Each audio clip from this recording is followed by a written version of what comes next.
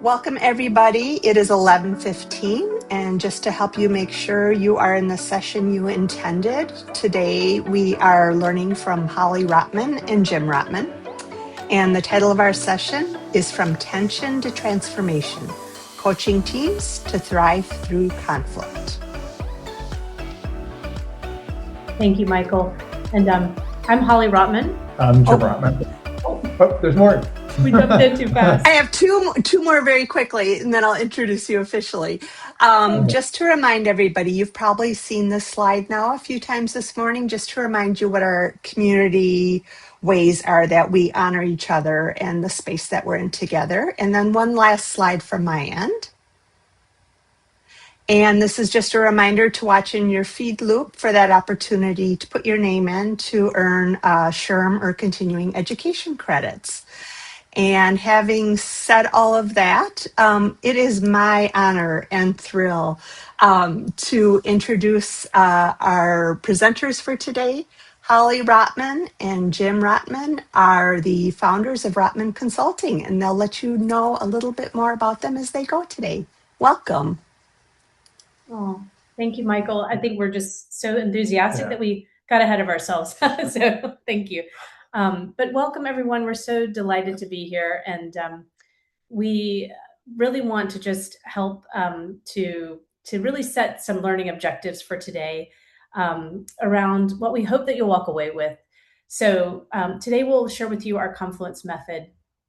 And from that, we hope that you'll, whatever attracted you to come in and learn about conflict, we hope that you will walk away with a reframe around how conflict can be used in a generative way.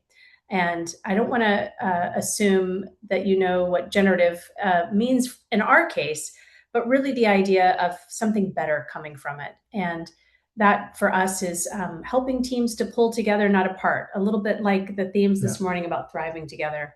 And Matt, we can go forward to this next slide.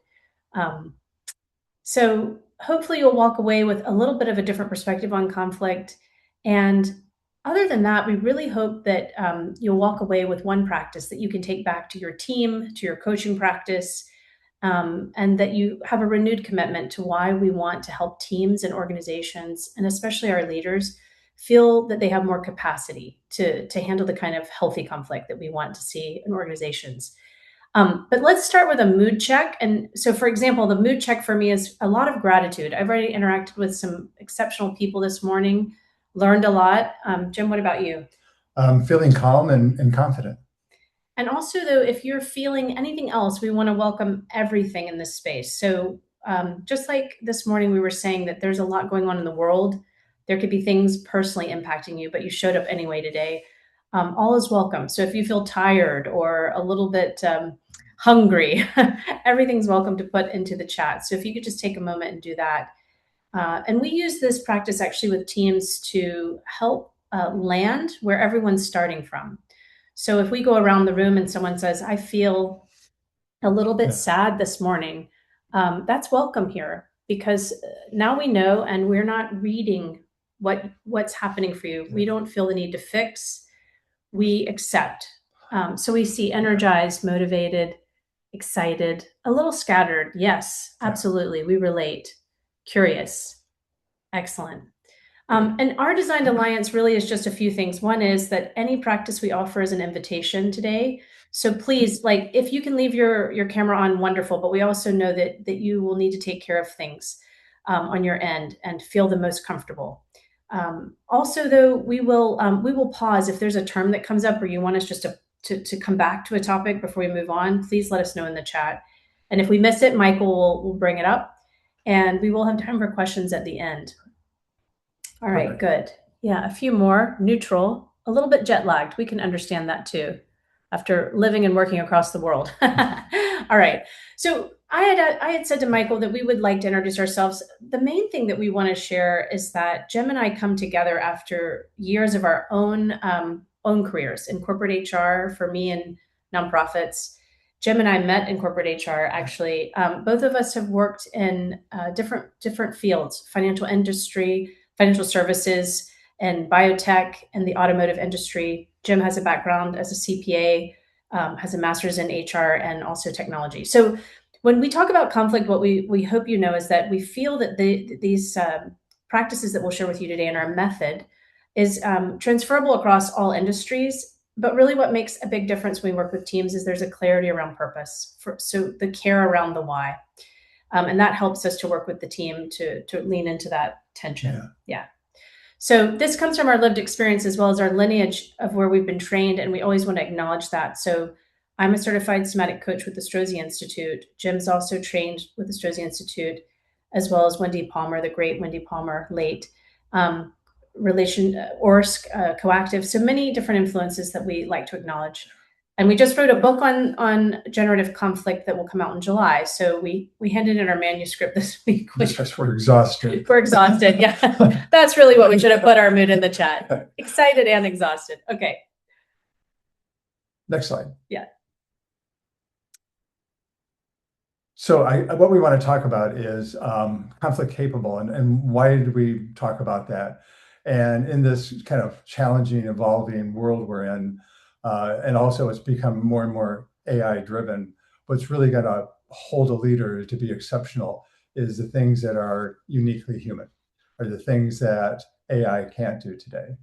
And so some of those things that we look at as being you need to be capable of is holding presence under pressure.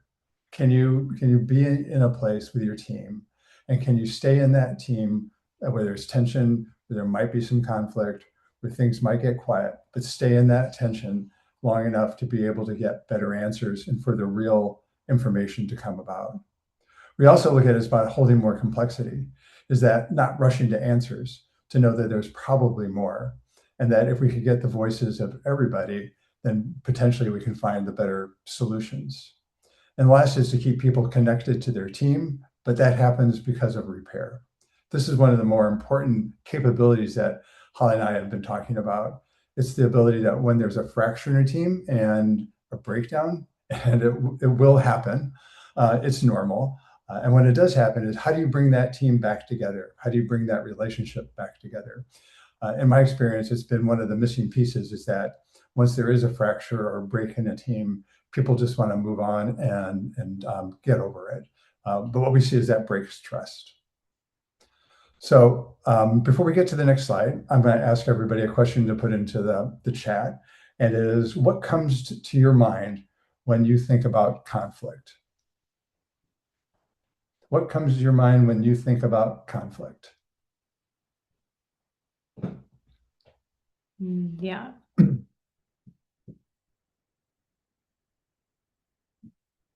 Violence, emotions are high. Opportunity, love that one. We'll talk about it. Discomfort. Yeah. Stubbornness, I like that one. Ego. Yeah. Not being heard. Disagreement. Yeah. Great. And once you go to the next slide, Matt. And also it can feel messy. Yeah. Very true. And so when we talk about conflict, what we talk about is productive conflict. And what we do is we see conflict as information. It's not a problem, but it's information. And one of the things that we always talk about is that most people do see conflict as something to avoid. It's something to pass over, which is normal. It doesn't feel good. People don't like being in conflict. It's much easier to pass it by and not have to work with it. Next slide. So when we talk about conflict in our method, what we really is talking about the kind of conflict that actually serves the work. It's when people are actually working in, as we say here, in good faith. And really what it is that they have their own unique experience, they have their own unique knowledge, and they just may see things differently. And they may be aligned to the same commitment, but there may be some differences in perspective and what's important. Things like risk, things like disagreeing about priorities, things about creative tension. An example was, I was in a meeting at my last employer at Volvo, and we were looking at new locations. And we were talking about it from, there's a group of us, we were talking about it from a perspective of cost. We were talking about it from a perspective of labor. We were talking about perspective of shipping and logistics. But then I brought up the aspect about human rights in the country. And it caused some tension because people didn't want to talk about it. What they wanted to do was get back to let's do an analysis, let's look at the cost, let's not talk about the bigger issues. And so without somebody coming up and doing that, without creating some conflict, it created new information that people could actually work with. Next slide. But one of the reasons leaders avoid conflict is because of some of these. And these also happen in the workplace. But we look at this as not as conflict that is productive. It's not conflict that serves the work. It's a tension that is, in most cases, something that needs to be stopped immediately. And so it's up to the leader to understand the line. And I don't think many leaders have been taught like how far to go when it's too much, what to do when it happens. But this is the kind of things that I'm sure everybody has experienced that at this point it needs to stop. And so when we talk about conflict, we're not talking about these aspects of it. When we go to the next slide. And when we looked at, yeah, go ahead. That's okay. Jim and I were saying in all of our years of HR that always when leaders come to you, they want to kind of understand the line, right? So it's like really holding that, like how do we hold what is healthy conflict and what isn't? And it's really important to talk about that. And it brings us to this slide, which Matt's going to put up before we dive into it, he's going to put up a poll for you. And I want you to kind of imagine that conflict was your superpower. Now, I know that sounds a bit strange, but if you were able to build the capacity to get so good at this conflict, handling it, the tension, which of these would be the most important to you? And I believe all of them are needed, but we wanted to get a sense from the audience of where people felt that that if they could just get a little bit more capacity building in one of these areas, that would really make a difference.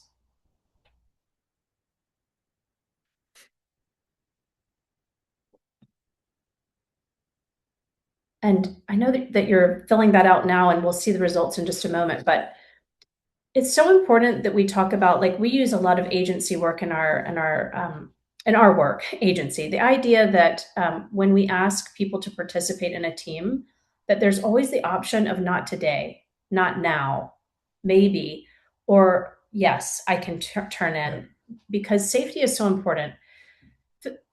Psychological safety is something we all would agree is a baseline.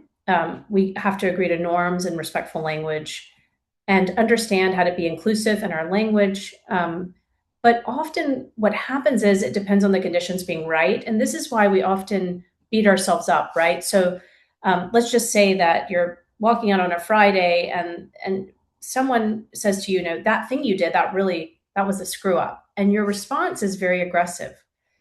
And afterwards, you beat yourself up and you say, why? Why do I always do that thing? Why wasn't I able to sort of stay and listen? So great. Oh, wow. This is so interesting. So evenly, we have I stay even when tension rises. Yes. And I say what needs to be said even when it's uncomfortable. And then a close second is I can recognize when something lands wrong and repair it. Excellent. Thank you so much. This is really important for us to understand. So you've actually named what we're trying to do in our work, which is, can I stay? It's not really so much about what I say, but can I stay? And this requires embodied safety. So what we really mean by this is that I'm able to notice my own internal state in real time. And this takes capacity building, but also that I have a place to return to. So we're often just getting pushed out of regulation all day long, right? And we have nowhere really to return to, which is why we often say, like, I need a vacation, or I can't wait to get to my, yoga or meditation class on the weekend, but I have no refuge during the day, which is where burnout increases. But can I stay present when tension rises? But I need a tool, I need a practice. And safety becomes something we can generate ourselves. So we can move into the next slide here. And this is really about, for the sake of what, though, will I invest in this building capacity? So all of these have a real cost. Jim and I have statistics to back up all of these. We're happy to share if there's questions after. But one of these, or your own reason, brought you here today. And I would just say, like, take a note of that. What is it that's on the line for you? Like, for the sake of what would you like to build more capacity around conflict? And think about that, because whenever we do practices, we want to kind of realign with, like, why is this important to me? Why do I care? And we bring that into this idea of care is like, can I care for myself? Can I care for the work? And can I care for the relationship? So in the next slide, we'll share with you our method. So we call our method, which is 3 moves that a leader or a team member can remember: regulate, reveal, and direct, which we'll go through with you today. But each of those has practices within them. And confluence itself really plays upon the generative. So like confluence is 2 bodies of water coming together, but they don't cancel each other out. They actually develop something more dynamic, more powerful. And that's really what we're saying here, which is that most of what we know exists today, and there are great models on conflict resolution. I used to facilitate crucial confrontations. I love that course. But the problem is that we need a place to regulate before we can get into language, because our nervous systems are always scanning the environment. They're looking for threat, perceived threat, right? And this is that automatic pattern that takes over. We think that we're highly in our prefrontal cortex, but actually no. When we do practices like regulate, we actually give more of a chance to return to the cognitive thinking. Right. So we need a way in which we can do this. So regulate for us is a simple 3 practices: pause, shift, open. It's very similar to centering, which is something we'll do in a moment. But when we can come back to the first move being inward, not outward, we can slow down that reactive pattern. And then we can re-enter with choice. And we'll all experience that together. Then we can move into like revealing that tension that needs to be named. And what I want you to know is that when we build capacity, it's like you're not going to get it right. No. So 30% of the time expect to get it right, but 70% of the time expect to need to repair. But how? And this is really about attuning. This is where the relationship comes in. Like I care enough about the work and the relationship in this system called team. When we're able to do that, then we can reorient back to purpose. So we can move forward here, Michael, Matt and Michael. So bear with me and maybe join along, because this is important. So in regulate, and actually we make a lot of jokes about this, but we all have breath, right? But most of our breath is here in the upper chest. And this breath we hold a lot. And also it's often shallow. So right now, what I'd like to invite you to do is let your stomach really, your belly really expand and kind of take a break. On the inhale through the nose and exhale out through the nose. So in through the nose, allow your belly, maybe place your hand there to expand. And on the exhale, let it soften. So I have on a dress, I like stretchy pants, but really this is an invitation that we drop our attention down into the lower regions of our lungs. So for a leader, we can say, when we start to build awareness of like what's happening, that thing that pulled me off center, if you just take a pause breath, but a deep one, allowing the belly to expand, softening on the exhale. This can be the first step to disrupt. Now we shift inward. This is the care for self. So all of us hold tension. Jim, where do you hold your tension? In the jaw, mostly. Yeah. My shoulders are generally up here. So I notice that my shoulders are tense, right? Other people have back, chest. So in the beginning, you might just pick a place you hold tension. And over time, you start to recognize that particular tension or conflict has made my stomach hurt. You start to tune in more. But we shift inward and we soften where we know we're holding tension. This helps our nervous system to know, again, I'm taking care of myself. I'm back in that sort of self-leadership mode of reconnecting. And then we center around what matters. So today, maybe you pick someone you love. You could be a pet or a child or a loved one. But with leaders, we often say, like, what's a quality you want to center around? Maybe it's steadiness or being courageous. And once we've done that, these 2 moves are enough sometimes to disrupt that pattern. Now we're back in present moment awareness. And now, like, if you can just, Jim, if you don't mind, sorry, I'm reaching across you, put your arms out to either side of the room and imagine that when we get pulled out of center, we kind of collapse. So in order to come back into relational space, I like to imagine that I can touch either side of the wall and then I drop my hands down by my sides. It reminds me that I cave in a lot. And then I let my eyes soften. Because the optic nerve, once we let our eyes soften, we get more of a view, a peripheral view. If you do that now, just it's really nice, actually. The optic nerve lets our parasympathetic nervous system know that we can re-enter the relational space. And in this move, also, we can read more, right? A lot of leaders want to read the room. And so these are some ways that we can start to come back in to more of like a relational space. So let's go into this exercise we're going to do now, which is called, the centering practice. This is before we get to the grab. And after this presentation, if you follow our QR code, we will do a longer centering, which you have access to. But today I want to do something that's really practical. And this is a breath that really helps us to pause, shift, and open. And imagine a lizard, because we lived in Sweden for 3 years, and many of you are in the Midwest in Minnesota where we have family, and it can get dark and cold. So whenever there was sun in Sweden, we were like this, But imagine that lizard that pushes up and really allows themselves to come into their noble, into their kind of shiny and awesome. And this was something Wendy Palmer taught us in a course when her teachers were saying, where's your noble? Where's your shiny? Where's your awesome? Because she collapsed in, right? They were too focused. So when we do the centering, we'll use the breath in through the nose and out. And so let's do this now. Take a breath in through your nose and imagine that you're pushing up like a lizard. And on the exhale, soften. Now this next breath, I just want you to put your hand on your heart and one on the abdomen and call in something that matters to you again. So on this inhale, as you soften, bring that image into your heart and notice what happens in your soma.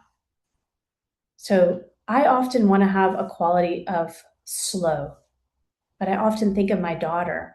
And when I do that, I feel softer. It allows my arms to settle.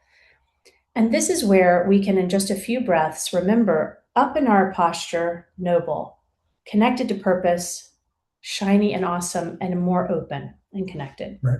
Yeah. One of the things just to bring into it, which is all these things are done with the eyes open. Oh, good point, Jim. This isn't a meditation practice. This is in the moment, in real life, while things are happening, that you can be able to regulate through a pause, shift and open. And it doesn't take 5 minutes. You can literally do it in a few seconds. Yeah, I was coming back from a training in Barcelona. I was exhausted. My flights had been canceled. And I noticed people were bumping into me. And I realized I'd kind of caved in. And I said, I'm just going to do a quick centering as I'm walking. And all of a sudden it was like they parted, it was soft and gentle. But really the way we are showing up in our own presence in this way also is the way that people are also relating to us. And when we talked about trust earlier this morning, this is important. The more centered we can be, the more soft, open, and connected, the more people feel that we're actually present. All right, so next slide now. Great. Oh, good. We're going to talk about teams as living systems. So this is where I get excited because I really like the fact that teams are a mini culture of the companies that we work with. And teams is usually where the real work happens. And so a lot of work is done with individual leaders. But when you can do work with teams, then you really can have a huge impact in the organization and what happens. And so just like in any team, when we work with them, we start at the system level because every team needs to have that baseline of what are our norms, what are our behaviors, how do we treat each other, what's acceptable behavior. And those are kind of that system level piece of a team. And next, you need to do work with leaders for they understand how to hold that space, how to understand what's happening in the team, to understand the direction and the purpose that they're moving on. But what most teams miss is this embodied level, which is what I talk about as it being the nervous system of a team. So when we go to the next slide. And the nervous system of the team is really not just the sum of the individuals, but it is a nervous system in its own living system. And so what we see is that in that nervous system, people have the ability in the moment to move into reactive and a fear loop. This comes from the leadership circle profile for those who might be familiar with it. And so having you go back into that reactive stage, which is almost like a sense of conflict, is that you feel a threat, you feel that fear, and then you react. And that's what we're trying to do, is interrupt that action that is coming from fear and reaction, and to move people back to, and teams back to, that creative side where they're aligned to their purpose, where they have that passion, and then they can take action, skillful action. And a leader's responsibility is to be able to, as Hollie said, read the room, read the sense of what's going on, and to get a feel for when things start to move into that reactive pattern and how to move them into that creative loop. And so, next slide. So when I was at my last company, I was working with our design team, and the leader and I had been talking about a few things around the team. There was people who felt like they weren't being heard, and sometimes the team wasn't very productive, and sometimes things weren't working well. And so what we did was help put together a diagnostic tool for them, which is about the nervous system of a team. And it goes from frozen to guarded to generative. And generative is that very sweet spot where people feel connected, they're connected to purpose. There may be conversations that get a little tense, but they're in a productive way. But they can shift at any time into something a little bit more tense, and then into something heated. And so what this did, it allowed the leader to be able to do two things. One is to have a language, to be able to talk about it. And then we shared this with the team. So when we would be in a meeting and something would come up and things started to get quiet, someone could say and name, we're starting to get a little guarded. And people would go, okay, here's where we are as a team, so that we could name it and talk about it. And then talk about moving back to that generative state. It's okay to be in those states of guarded and tense, because this is, again, where that tension is. And this is where information can happen. So if things get a little guarded or tense, something's going on, and the leader needs to be open and aware about how to get them back to that stage. Yeah. So awareness is the heart of what we're trying to get to, is to be aware. And then once you have awareness, then you can place your attention. And the attention is that ability to choose where you put your focus. And, I spent most of my life from the neck up. I did like technical work and finance work. And so my body was nothing more than something to carry my head around with so I could get to the next meeting. And so what's happened over time through the work that we've been doing is I've started to become more embodied awareness.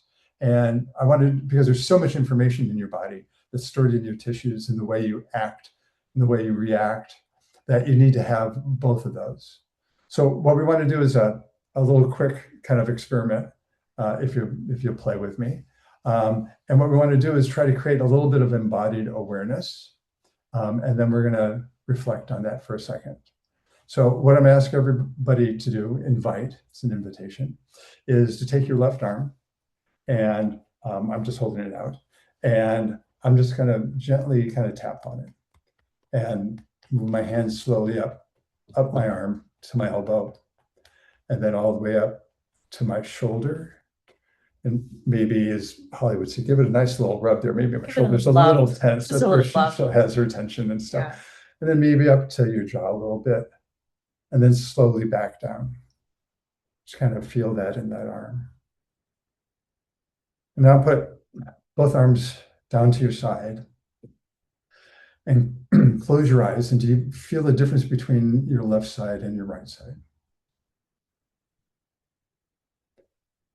Yeah, we'd love to hear from you. If you just put in the chat, maybe some awareness that this was already happening in your body, right? That probably both the left and the right had the same sensation, but because we tune it out so often, probably maybe weren't aware of something new that's come into your focus just by tuning in awareness and attention.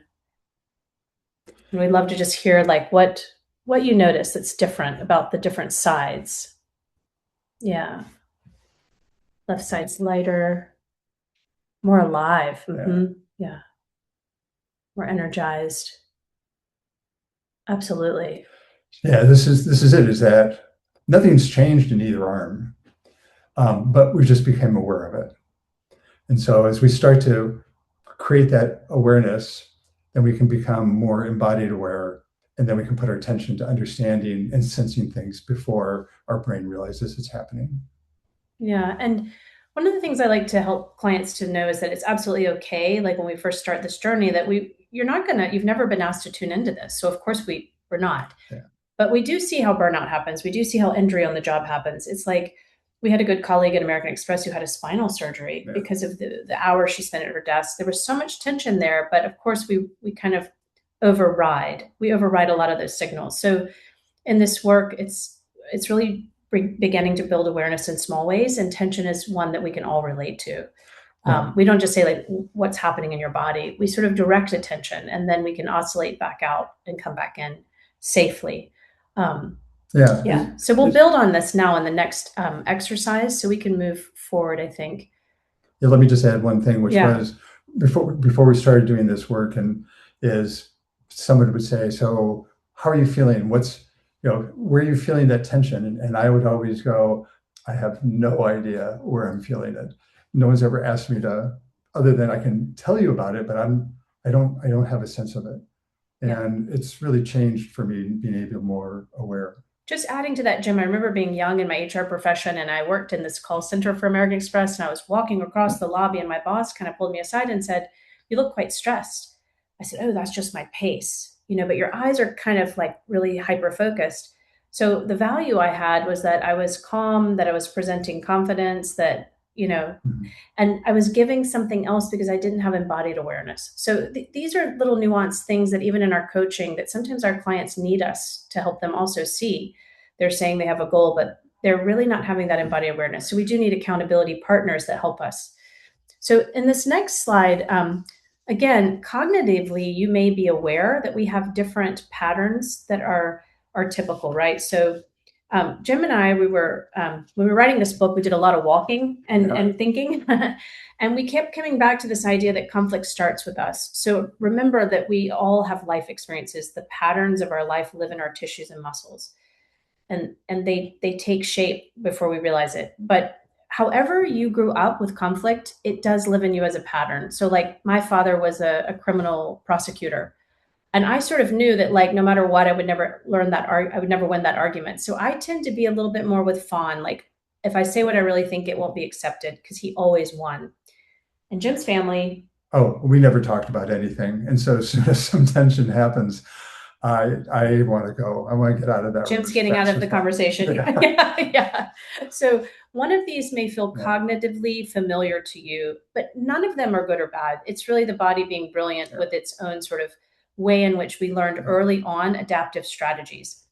Why I bring this up is that we can have all the cognitive awareness in the world, but when we're in tension again, that's when we need to develop the next layer. So we're going to invite you into a practice now. I will demo it with Jim, so we can go to the next slide. And again, if you feel even that you want to turn your camera off, that's okay. So as long as you can see us, that's okay. We will stand, and before I do this, for the sake of why we do this practice, which I use only with individual clients, but we want to use it today to show that if we use curiosity and also care for self as we develop our embodied awareness, then it helps to have a partner to do that, right? And in this, we're just going to ask Jim to be curious about what's happening, not to judge, and you can do the same. And then secondly, we'll ask him, we'll do it on both sides. And on the second side, we'll say, hey, Jim, here's a tool you can use. So you realize that my voice, what I said, just grabbed you off center. Now I'm going to ask you to just pause with the breath, shift inward, remember what's important, and maybe one more breath and kind of open. And then let's see what happens. What's the difference in how you're able to enter into the tension after? So what I'll do is stand now. Jim will stand too. And he's going to stand facing the camera. But if you want to participate with us, take your left shoulder, place it towards the camera. Our dog has decided to lay down right here, and she's enormous. Here, Seppi, you need to move over, honey. We love you. All right, come right here, Jim. Yeah. So as long as you can you see me. Okay. So have your left shoulder to the camera and look out, hip distance apart. Look out like a window or at a wall, like And what I'm going to do is I'm going to energetically say to Jim, hey, just the word hey. Like, let's imagine you're out and about and you don't expect someone to come up to you. They say, hey, like that. I want to let you know so it doesn't startle you in any way. I'm not even actually going to touch him. I'm going to use an energetic grab, but I'm going to let him tell me he's ready. Okay, I'm ready. And Jim, are you okay that I start with this side? Yes. Okay, great. So I'm going to sort of start here. Hey. Okay, so just stay with that for just one moment. And if you're following along with us in Gym 2, you can just be curious. Notice what's happening to your breath. And notice if you're tensing or if one of those patterns we just discussed feels familiar. And what are you noticing, Jim? So it's the strangest thing because I know it's coming, but I jump because it's so embedded in me. And you can't see it, but my legs start twitching as if I want to run away. And my breath, I start holding my breath. And it's hard for me to actually think. I'm not making this up. This is really what happens. Thank you for sharing this with us and being vulnerable in this space to have trust. And you can shake that off a little bit. Yeah, shake it off. And excuse me, because I'm going to walk across Jim here and I'm going to just come to the other side. And this time I'm going to just say something that you might hear in a meeting like, hey, that tone didn't really land with me, Jim. You know, something like that could be tension. And so there's context now. But this time, Jim, I'm going to give him a moment and he's going to pause with the breath, shift inward, connect with what's important. What are you going to focus on with that, Jim? I'm going to focus on, my daughter. That'll make me smile. Okay. And then he's going to open and then we'll just kind of see what that feels like. So for you, you would have your right shoulder to the screen if you're participating with us again, hip width apart. Let your eyes soften, just look in the future. In just a moment, I'll say, I didn't really like that tone. That didn't land well for me, Jim. Okay? All right. So Jim, just nod when you're okay with me doing that. Okay. Hey, I didn't really like that tone. That didn't land well with me at all.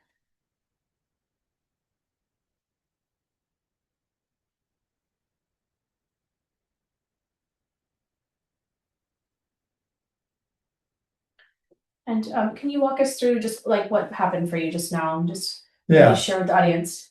So I still jumped a little bit less on that side. Kind of interesting. But if I stopped for a second and I took that breath, I thought about my daughter, something that made me smile. And then I kind of opened up a little bit. And as a result, unintentionally, I just turned towards her. It wasn't planned. It's just, I just felt like bring you into my space. Okay. And so I didn't feel like running as much. Okay. Thank you, Jim, for sharing that. Yeah. And we can all come back to seated and, well, you're seated, unless you stood. Thank you. Sorry. And if it's okay, Michael, if anyone wants to come on and share what they experienced, we'd be happy to have anyone. Again, it's an invitation. Otherwise, you can put it in the chat and we'll read it out loud. You can just raise your hand if you're interested in sharing. If you'd like to verbally share, how about if you do the raise your hand in Zoom and we can take one or two voices in the room?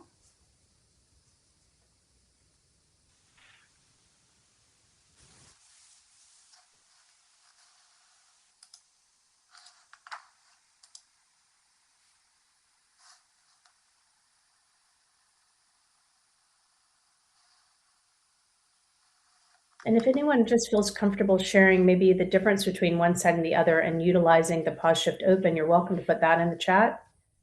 And we'd love to hear what might have shifted for you. So the idea with our practices is that we practice under all conditions, good and tense, because when the moment arrives to be able to do the pause shift open, it's a practice of utilizing this all the time. So if you take this with you and the next time you're out and about and maybe someone honks their horn or you're in the store and someone is rude, And I find this a lot. I take a moment and I recognize that I got pulled off center.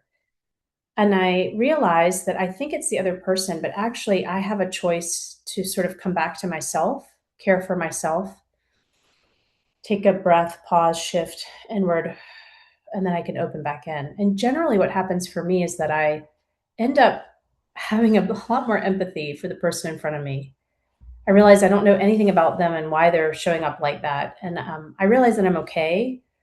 And I decide to engage or not to engage. But at the same time, I don't leave that interaction and keep replaying it, replaying it, replaying it. And this is one of the capacity building tools that we have, which is, can we stay in the moment to deal with the tension? Because most of what happens is we end up leaving the meeting, leaving the interaction, and it pulls us off center all day long. There's a long time to recover.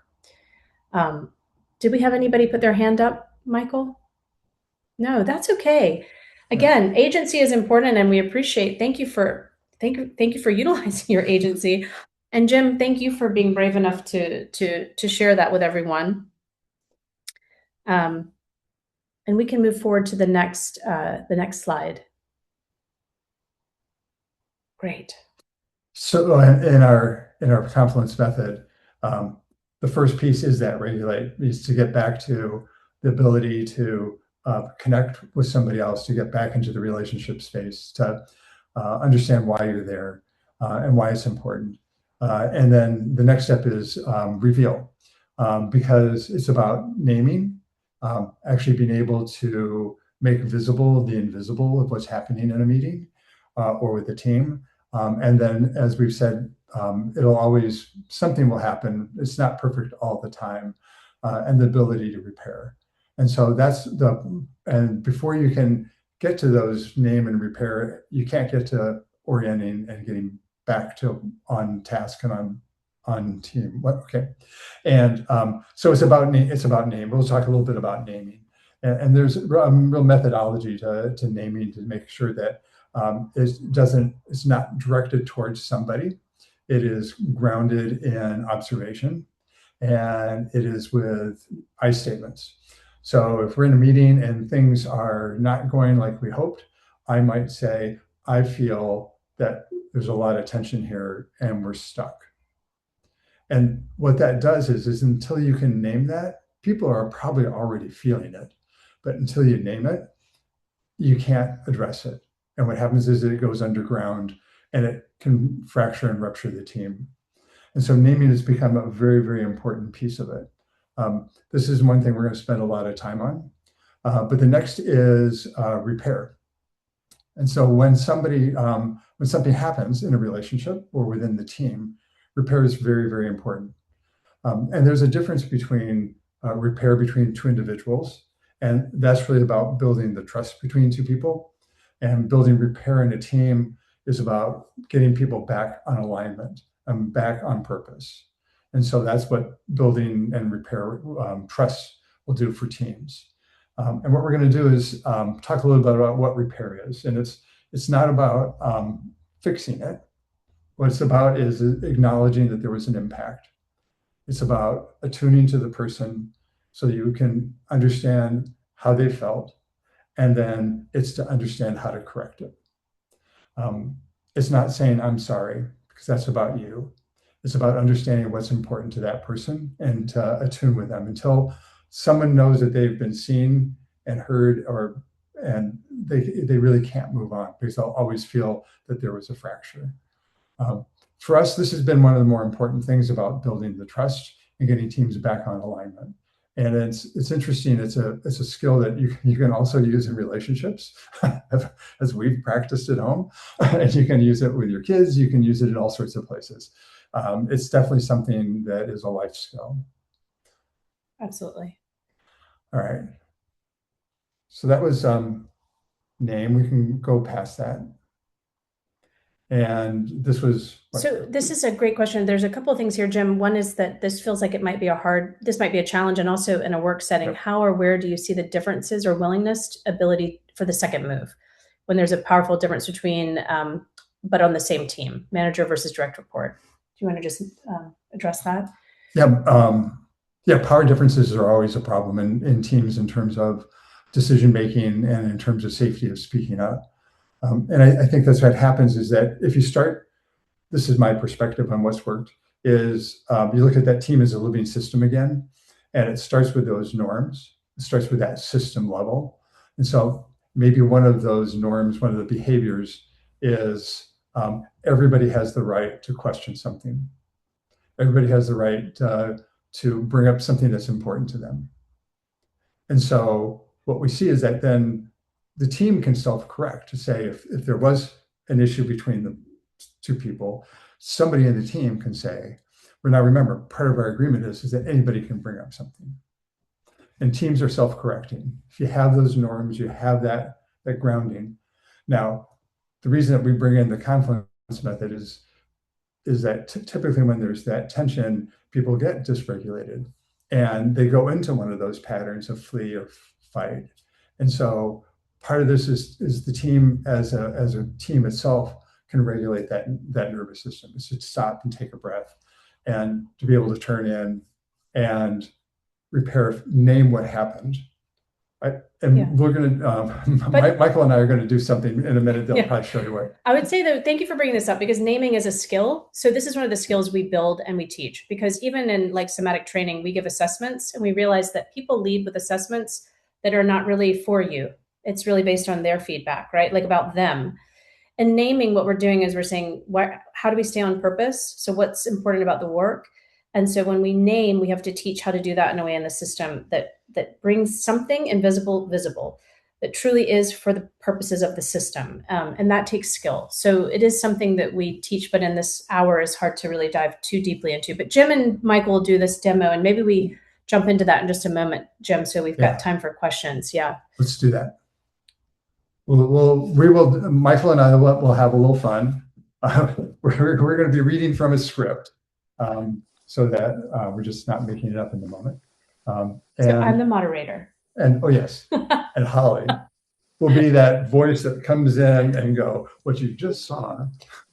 We thought we should use a very typical scenario, really. So tension is not just the big blow-ups, right? It's that the leader is ready to move on, but really has moved on too quickly. Yeah. So I'm going to let Michael and Jim jump in, and then there'll be one little pause before they'll do two kind of act one, act two. Okay, we're short on time. Let's go with option B and move on. I'm not sure we've fully thought through this. We've already been around this. We don't have time to reopen it. But, okay, I understand. I guess we'll just keep going. Noted. Let's just keep going. So let's just pause here for a moment and notice just what happened even for you. Like my stomach is kind of hurting a little bit. And it really, for me, I felt it. And so maybe you felt it too. I think Jim did name something and Michael kind of missed it there. So I'm going to let them dive back in and see how we go about this again. Okay, we're short on time. Let's go with option B and move on. I don't think we've looked through all the risks yet. We've already been around this. We don't have time to reopen it. So just watch this moment. I would like to pause for a moment. Something didn't land well with me. I feel a bit shut down. I felt a bit closed. Thanks for saying that. Let's slow down. What didn't land? Well, when we moved too quickly, it felt like my input didn't matter. So the pace kind of put you off, not just the decision? Yeah, it was the pace. Okay. All right. That matters. What do we need right now to make a decision we can stand behind? Could we take just 2 minutes and talk about the risks that we haven't addressed? Okay. Let's take 2 minutes for the key risks. Then let's hear from others before deciding. So, scene. Michael, I'd love to hear how that felt for you, version 1 versus version 2. Version one was hard to act because I felt like I would not like to be treated that way. But I also felt very closed in the first version. Like I had my eyes already at the finish line, so I wasn't paying attention to anyone else. The second time, I deliberately tried to transition into, not just responding to the script, but thinking and catching myself and trying to loosen and just say, okay, that matters. What else? What else? And I could feel myself softening and easier to listen to Jim. Thank you. Thank you for sharing that. And Jim, what about you? It's still hard to challenge when you're in the meeting to do that. But it felt like it was safe. What I did appreciate was that Michael didn't say, "Oh, I'm sorry, you got your feelings hurt." It was a really honest, like, "Oh, okay. So what do you need to move forward?" And it didn't disrupt the meeting in a real situation. And there was probably other people in that meeting thinking the same thing. Yeah. And so it probably might have raised a risk that people weren't aware of too. Yeah. And so, yeah, when we talk about that, you need to take a pause and maybe slow down a little bit. What we've said is that it's not about taking longer, because if we hadn't addressed that risk, chances are we have to have a second meeting. Yeah. I'm also thinking of the colors that you had drawn out before, where the centers where you're having some growth and moving forward. And that if you had stayed on the cool side, the sort of reluctant or almost frozen side, we would have never considered the risks. Right. And we will, at the end, there's a QR code. If people are interested, we have the diagnostic tool if people want to download it. So in the group, did you notice a conflict pattern in Jim or or Michael, or how did that feel in general? Any other insights from the group, just from being an observer?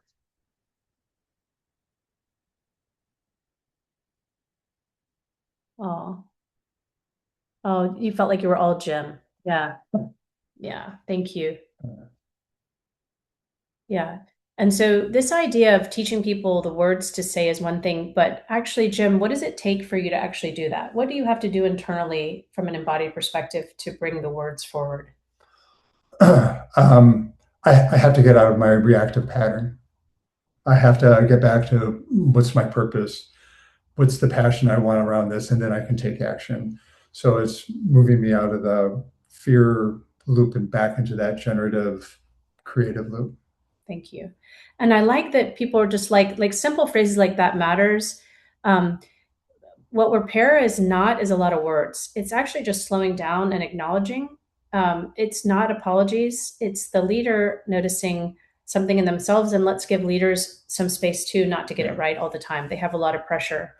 And thank you for the acting chops. Both of you did a brilliant job. Thank you, Jim and Michael. Exactly. Thank you so much. So thank you both. Okay. And we can move forward, Matt, for the next slide.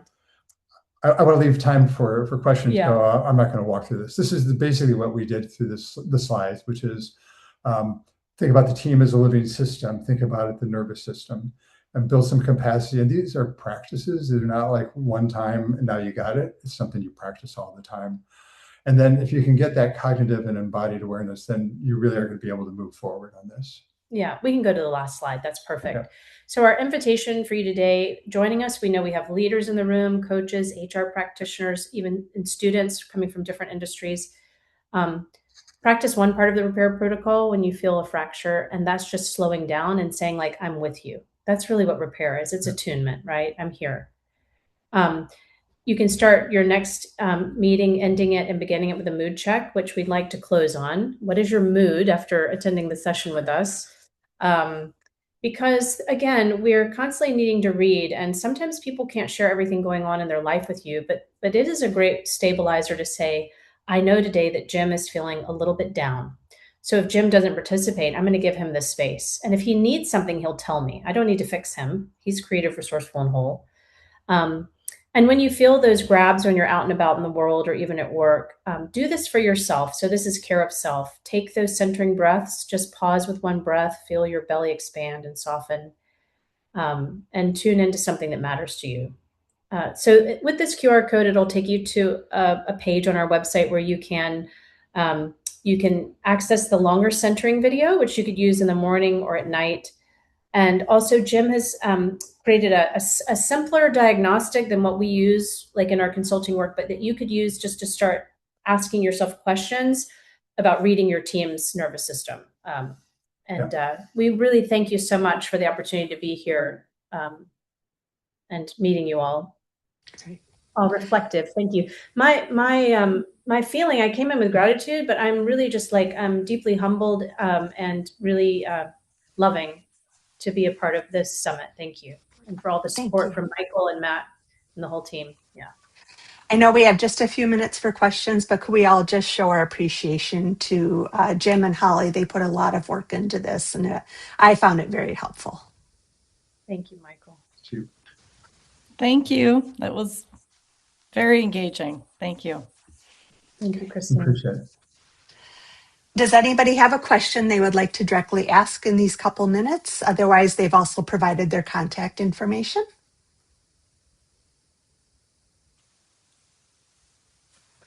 And if I'm missing somebody putting a hand up as opposed to putting it in the chat, let me know.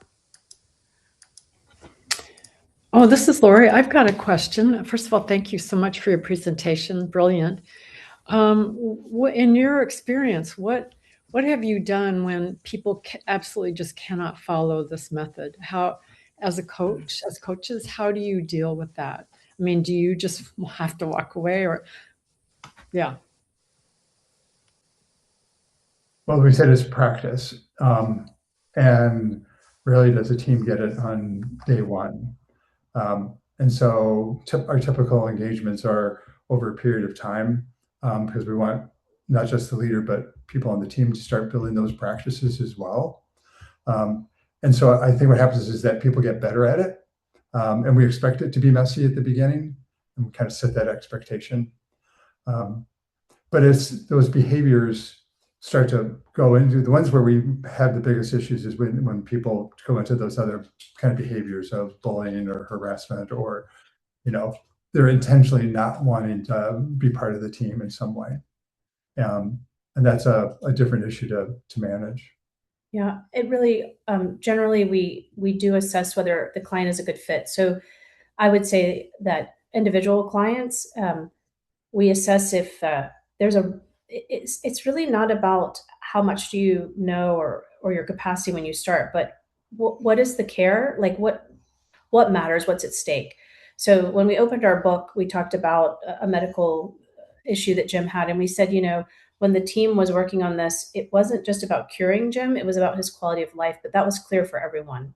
So the way that we really try to assess whether we work with a team or not is there a clarity of vision? Like, what are they trying to accomplish? And if they're running, they come to us because they have problems. Often that's the case. They're not able to, so they're trying to get back on track with that vision.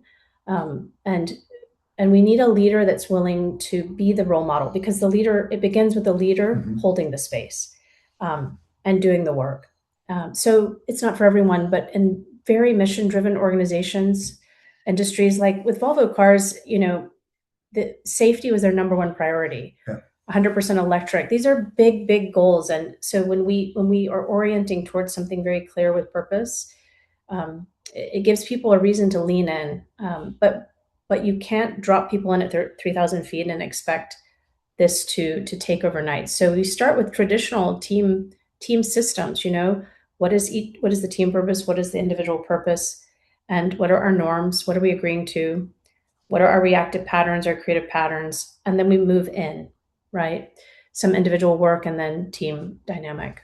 But thank you for that question. Yeah. I once had a client where I thought, I'm not sure that this is a right client. And then that actually created a lot of tension to say, hey, like there's a power dynamic here, et cetera. And that ended up being one of the best clients that I ever had, because we had a really honest conversation. It wasn't all rainbows from the beginning. And we had to make a decision. Do we move forward or we just end here? So I think that the transparency of how dedicated, for the sake of what will you practice? Because that really is rigor and integrity. Okay. It's really foundational. Yeah. All right. Well, thank you again. I have a feeling we could talk all day, but you have a short break, everybody. Grab some lunch if you can. Yes. And your next session will start at 1 o'clock. Thank you again, Hollie and Jem, for a great session. Thank you. Thanks, Michael. Thank you, Michael. Thank you, Matt, And Matt. and everyone that came.